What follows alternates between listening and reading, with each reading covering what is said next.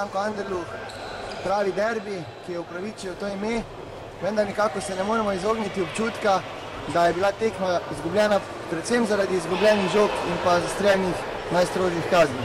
Kako ste vi videli današnjo tekmo? Ja, prvo moram vsem igralcem res čestitati za izredno borbo in požrtvovalno igro. Mislim, da bo to tudi publika znala ceniti. Res je, da smo zopet izgubili preveč žog, bilo je preveč tehničnih napak, tudi 2 7-metrovki, ampak vrnili smo se po vodstvu Velenjčanov 6 golov razlike, z veliko željo, borbenostno smo se vrnili, na koncu nesrečno izgubili točko. Mislili smo, da bomo uspeli doseči vsaj neodločen rezultat, na koncu smo izgubili še to točko in razočaranje je kar precejšnje.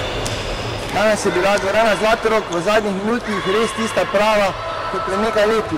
Ali je tudi to pomagalo, da ste na koncu ujeli Velenje in imeli celo priložnost za vodstvo? Ja, sigurno, tudi to zadnjih 10 minut približno je publika navijala tako kot v starih časih in to pogrešamo. Vsi na igrišču, tako igralci kot tudi mi na klopi pogrešamo to bodrenje, razen Florjanov, ki večji del tekme navija, ostali so več ali manj tiho.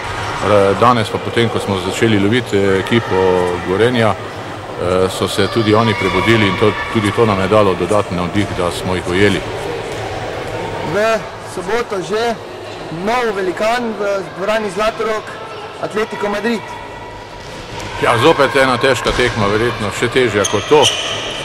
Poskušali bomo pač pokazati čim boljšo igro, se čim bolj dostojno upirati temu nasprotniku, če se bo pokazala prilika jih tudi presenetiti. Bo pa težko, ker danes smo izgubili še enega igralca, Žurana, imamo dosti poškodb, ekipa je že precej utrujena, ampak nič ne pomaga, jokanja ni, gremo naprej. Čestitke še enkrat za borbenost in pa tako naprej.